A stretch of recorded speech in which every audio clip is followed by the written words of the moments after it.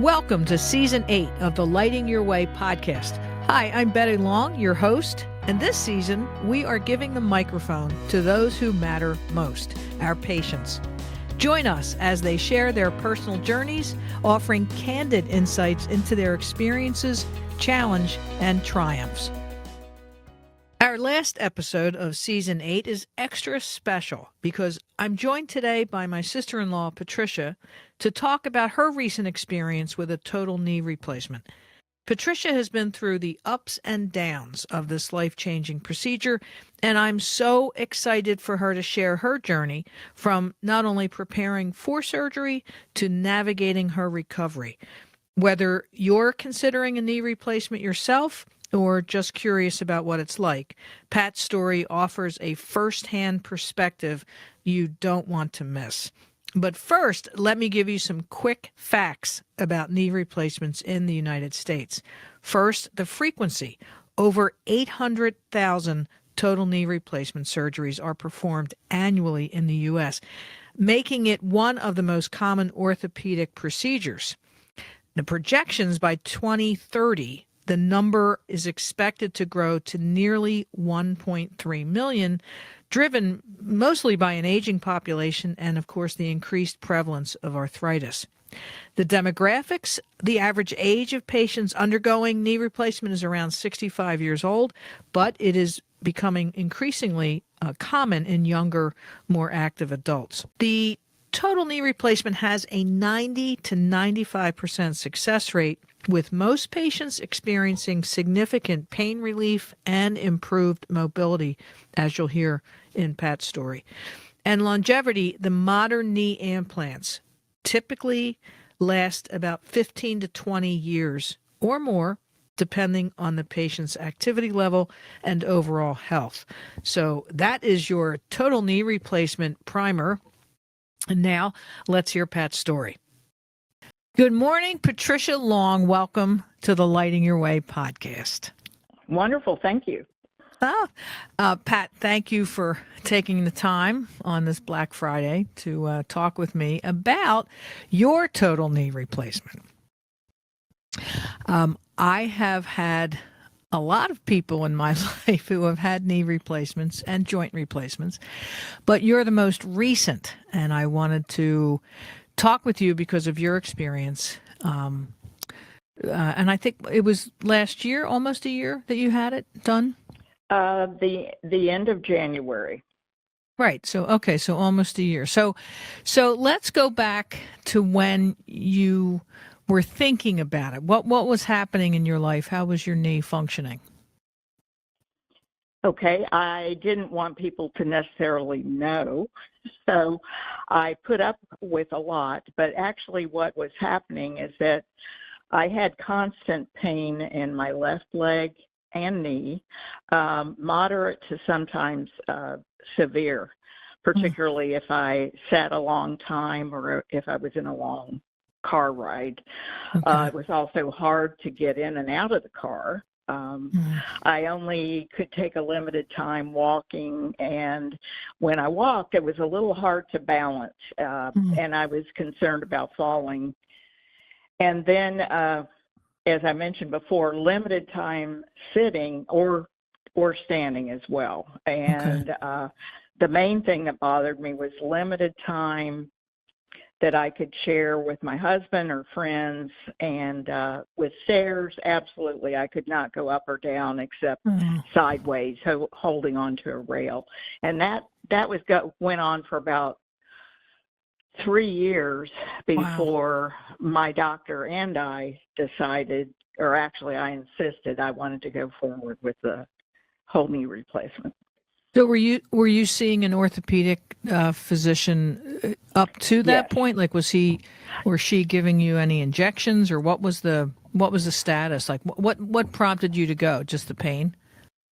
Just the pain prompted me to go, and this, as is often the way today, this surgeon was within my Medicare Advantage plan, so I had to pick somebody within the network. He was an orthopedist, well known and supposedly really good. I went to him right away, and he began my first visit with cortisone shots in the knee. That continued for the whole 3 years. He discouraged me from going ahead because he said, according to the x-rays that we have, it doesn't look like you're really ready for that. And by the time I saw him, I was even though you couldn't 75, walk. even though I couldn't walk. And I was, I believe, 75 years old at that time. And I mentioned, you know, I thought it would probably be better to probably get the surgery earlier. And he said no. And he kept up with that. And finally, even after cortisone shots, and this is throughout the 3 years I had cortisone shots, even with the cortisone shots, they helped me with the pain, but they really didn't help my actual movement or ability to move correctly. And the more cortisone shots I had, the less effective they became. Right. And what prompted you, like at that point? I know that you and I had talked, I guess probably a couple of years ago when the surgeon was saying you're not ready, but yet your quality of life, as you described, was pretty limited, right? Yes, it was, and it continued to diminish, not in one fell swoop, but over time it continued to worsen the quality. Did you ever, I don't know, we talked about it, but did you ever get a second opinion from another orthopod? I did not. Okay. And interestingly enough, this orthopod recommended that I go see a back surgeon to see if that was related. And we all found out that I had, I guess it's called spinal stenosis, a real curvature in my back, which I'd never known. And so that couldn't have helped, but it was not contributing. It was not a factor in contributing to the knee and leg. I should put it that way. Yeah, I mean, a lot of times doctors will, when they do the x-ray, they'll say you're bone on bone and, you know, kind of like you're ready. No, my doctor did not say that. So so you're thinking 3 years and then finally you're like, okay, this is it. Because I know my brother Harry does tend to be pretty active and you're trying to keep up with him. So he is a whirling dervish, as you know. So what like made you say, okay, no, we're doing this? What was the finally, and by then at this point I was 78. And I wasn't like really tracking my age, but I'm just looking back on that. I was 78, and I said, I really insist on the surgery. I am sure that I need it, and I'm looking forward to it, and I am sure that it's going to help. Right. And what did he say? So a month later, I had it. Well, what did he say? Okay, now, like what? What he said, quote, was, I can do it. And I said, good, let's do it. Yeah, and I guess what was he waiting for? I do not know. I think he was concerned. I honestly don't know. I asked him. I mean, I wasn't, just a stone sitting there listening to him, but I asked him, and he never gave me a really specific reason except that you're not ready. He also mentioned there was a woman that was 90 years old that he worked with that he continually gave cortisone shots to. That, I mean, even though that was his experience, that didn't really have much effect on me personally. Right. And go ahead. No. Did he, when you say cortisone, did he offer you Synvisc at all or any kind of those? He talked about that. And we both decided that was not the way. Because for one thing, my pain was so great once the day of the surgery, once it was done, he spoke with Harry, my husband, and he told him that once he began the surgery, he saw the reasons that he could not see in the x-rays. And of course, I don't understand any of this. And he said the surgery was definitely necessary. So he did tell my husband. And then my husband told me. And then but enough about that. Well, did he ever do an MRI? He did like an MRI as well. He did, and he couldn't see. I really, from my point of view, the only people I knew that in Florida that had any experience with this surgeon had felt really good and confident in him. Okay. And I felt that way too, but I couldn't understand why it was going on and on. But right. After 3 years, that was enough for me. Yeah, I'm wondering if he was thinking, okay, then you're ready. Like, I guess you're motivated or whatever. Because total knees. I mean, there's a lot of total knee replacements being done on people that are, 49 and 50 and fit. So at 75, you would have been quote appropriate in terms of your age and your immobility, right? Well, one thing he mentioned to me when he said, I can do it, in other words, I can do the surgery, he did say, you're tough, you can take it. And I said, yes, I am. Well, tough. Yeah, you've had 2 children, so I think I've had 2 children. I was in the Peace Corps. I've done Outward Bound. I mean, I wasn't doing it in my 70s, but... Right, but that's not the point, right? Like, the point is you're in pain and you can't, and your quality of life was impacted.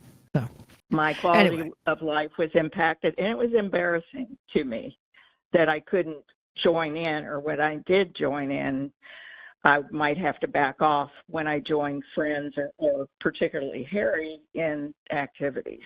Right. All right. So you get to the surgery.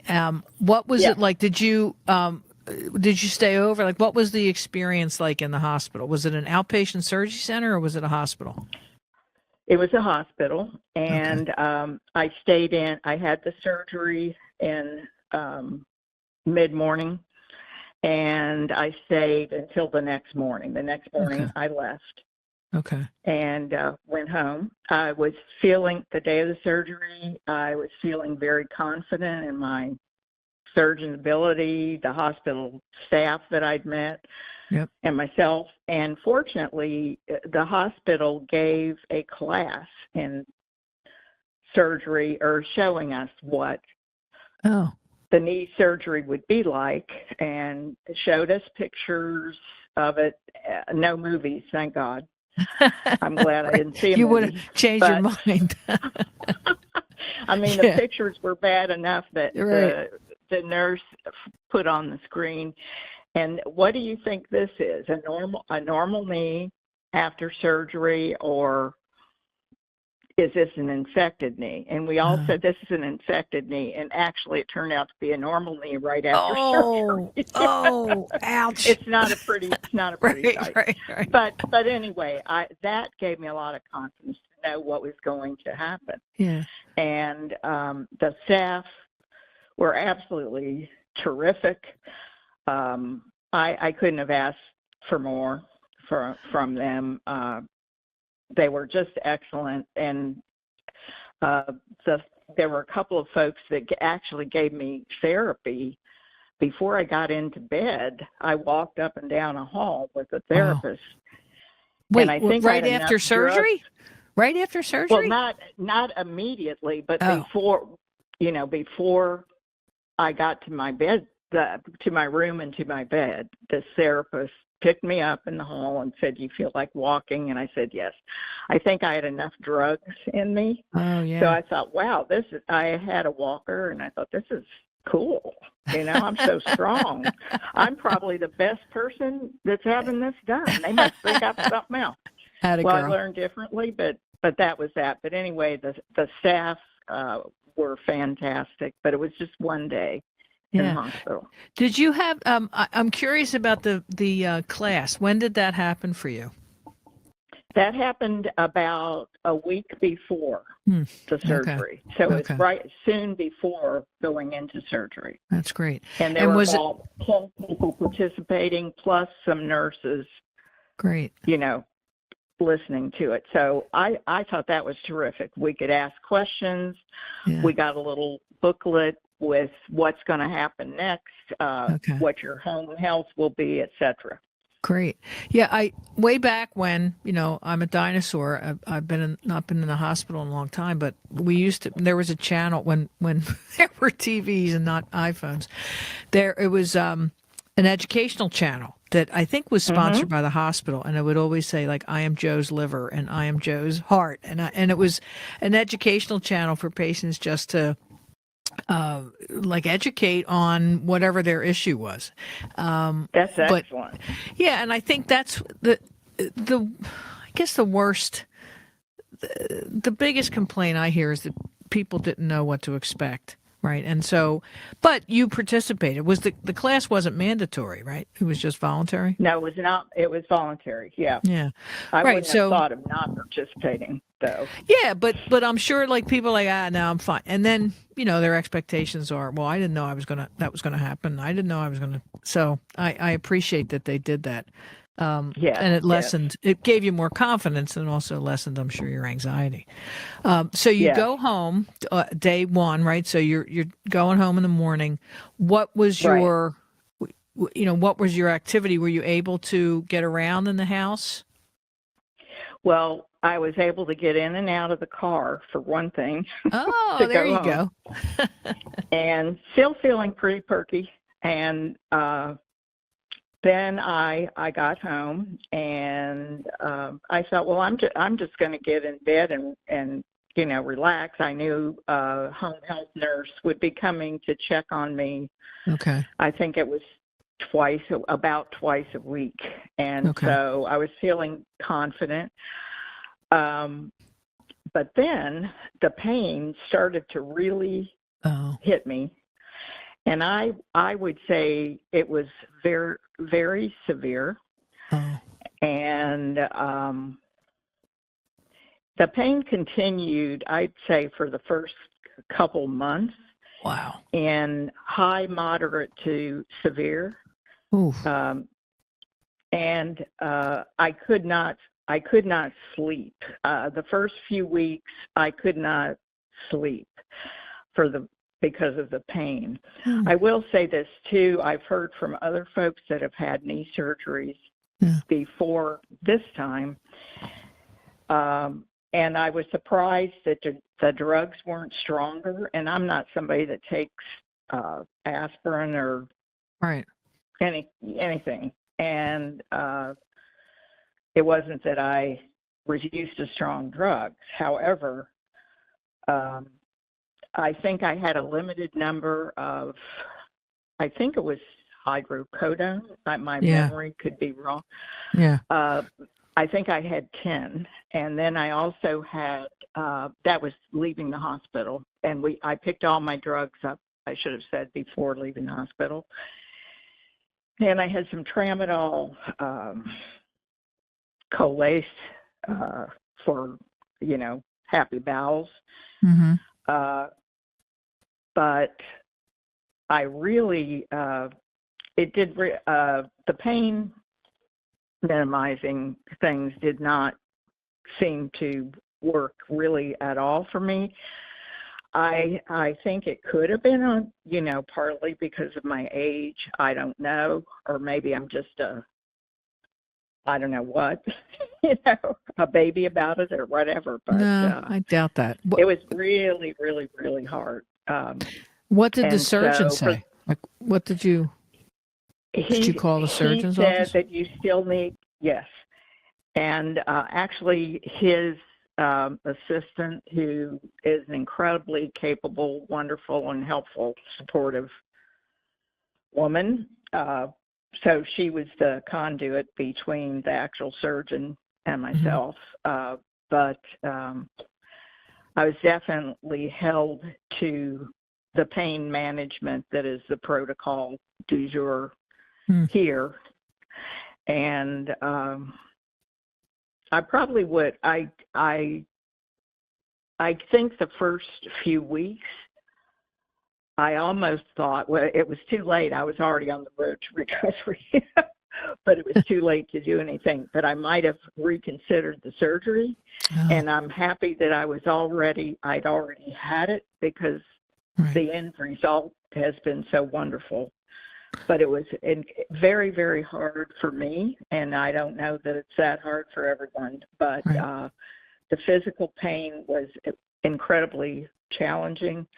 First few weeks, I would just walk around the house with my walker and just try to, just by moving, relieve some of the pain. Right. But that every day, I kept telling myself, you're getting better. And that was absolutely true. But it seemed like very small increments in the beginning because of the pain. And when you took the class, if you think back to the class, what did they talk about in terms of what your pain expectations would be? That was one thing that was not addressed at all.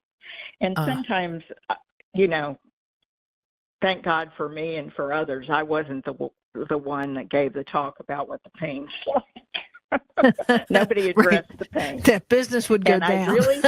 I really think if someone, for example, if I had been the speaker, there might have been some people that decided not to have it. Now, I'm really halfway joking, but halfway really truthful. So it was not addressed. And when I look back on it, if I had been the one to make the decision, was the pain going to be addressed? I don't know that I would today address it myself. Oh. So have you given that? I do talk about it with other people. Okay. Right. Like to tell. I mean, others who have had knee surgery. Yeah. Have you talked to the team and given them that feedback that, nice job on all this other stuff, but you didn't really address the pain? No, I haven't. And actually, that's probably something I need to consider. Yeah. I mean, I would think setting expectations that, you may, if you had known ahead of time, you may have thought, okay, well, this is normal and I just have to buckle up. Or I probably would have. And I think that's, I need to do that better, because and I was so caught up in all the process after the surgery, I didn't even consider talking about that, but would be a good thing for me to do now. And I'm going to see my surgeon January 25th, so I'll definitely talk with him about it. Yeah, and did the physical therapy, when you went to physical therapy, did they alleviate your concern at all, or did they just? I mean, pain is such a subjective. They did, concern. but they didn't. I found all along from the beginning, seeing the orthopedist, even with a physical therapist, it would be just like, you're doing really well, and you need to do this if you want your leg to ever be straight, or if you want to ever be bending your knee past 90 degrees. This is what you got to do. I do remember one day, early into the physical therapy, going to the physical therapy, and I said to Harry, who had to drive me everywhere, because you can't drive, particularly if it's your right leg after that. Right.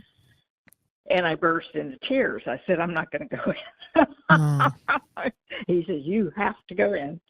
And I knew he was right, so I got in, and I went in tears. But I did it. But it was hard.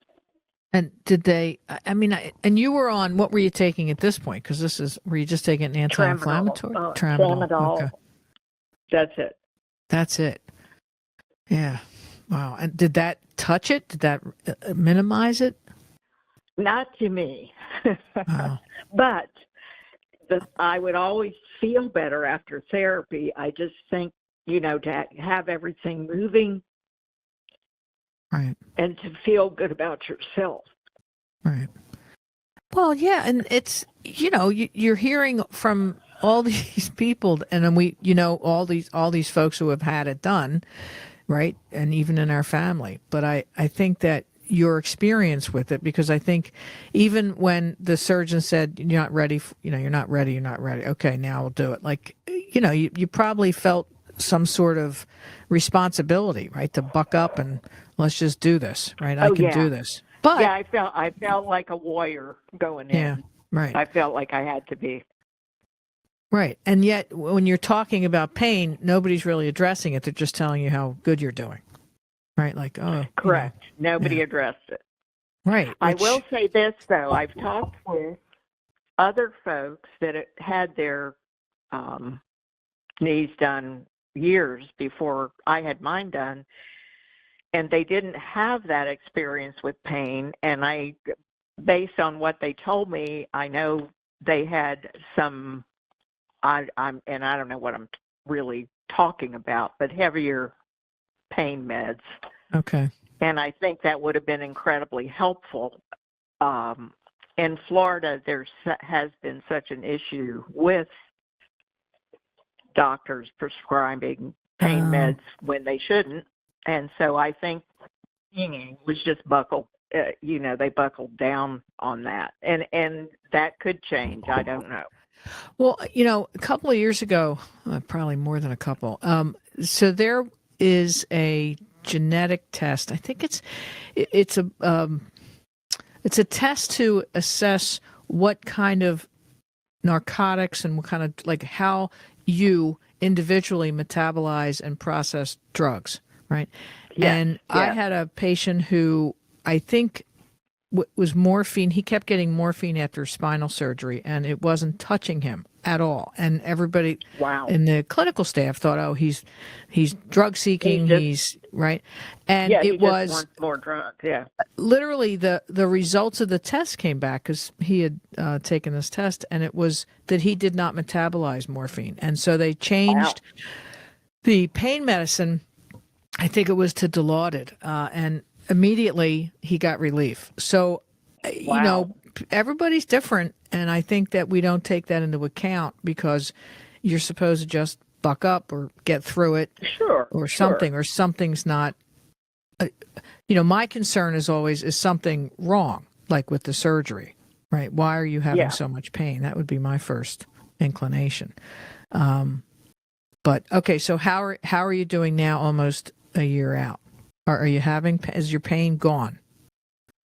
The pain is not completely gone, but it is definitely nowhere near what it was. In fact, I'm active. I can do what I want to. I can go up and down stairs. I can bend my knee more to the 90 degrees. I can straighten my legs straight out. Mm-hmm. I'm capable of walking.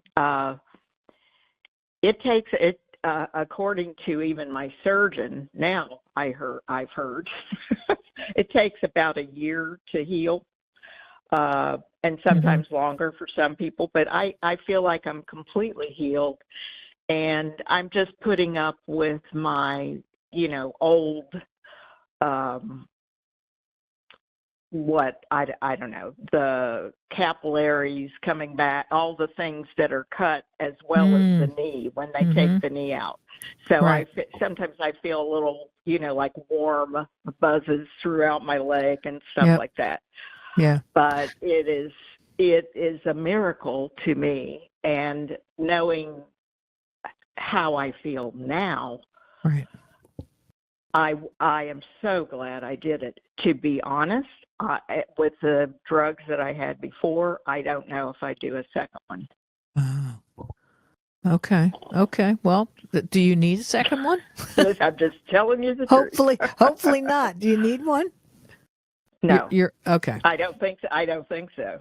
Okay. And I also think that I've heard that surgery is improving and that it can be done robotically now. I mean, I don't know if that's, throughout everywhere. Mm-hmm. And I'm not talking about my area, and that cuts supposedly the healing time as well as the surgery time. Yeah. And I think I think it's probably improving all the time. So I'm not saying this is the typical experience for everyone, not at all. And you may think twice about, having people hear mine. But anyway, I will be 80 next year, so I'm doing pretty good. Yeah. No, and listen, that's why I think it's important to know, and that's what I wanted to talk with you about it, because I think everyone's experience is unique, and yours is just as unique as my sisters who had it done, right? So I think people need to know that it's not just, if there is some sort of unusual, if you will, not that yours is unusual, but if you have pain longer than 6 months, or if you are kind of regretting it, it's normal, right? You'll get through it. I think that's normal. Yes. Right. And I think that's why it might be helpful if the staff is willing to listen to you, that they include something about pain management in their expectations in that class, to say that here's what you'll get. You may get 10, and that's all we're going to give. If you need others, you have to talk to the doctor, just so that people expect it and understand that there's a reason why, right? We've had a lot of people addicted to opioids, that kind of stuff. But I think, the physical therapy that you had, the continuing to move, is all part of the recovery. And to the doctor's point, it does often take a year. And that's what a lot of orthopods will say about spine surgery, about knee surgery, any joint that they're going to work on. It takes a lot of time, because to your point, there are nerves that are cut, and suddenly you have this electric thing, and you're thinking, what is that? And it's your nerve kind of, hi, I'm still here. I'm still here, and I'm coming back. I'm coming back. So what would you say to, I think you said it already, but let me summarize. What would you say to a patient who was considering having a knee replacement? First of all, if you don't feel as healthy as you can be, get healthy, eat, even if it's, depending on when you're schedule or when you choose to schedule the surgery, do some stretching. And I did that just to keep going for those 3 years. But, do some stretching, eat right. If you need to lose some weight, lose some weight. Do as much as you can before your surgery to strengthen yourself, to make yourself feel better.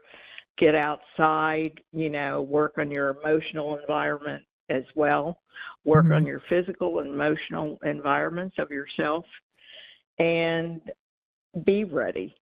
And be confident. And I thought I was as ready as I could be and as confident as I could be. Well, right, and I think that's another lesson, right? Right. Yeah.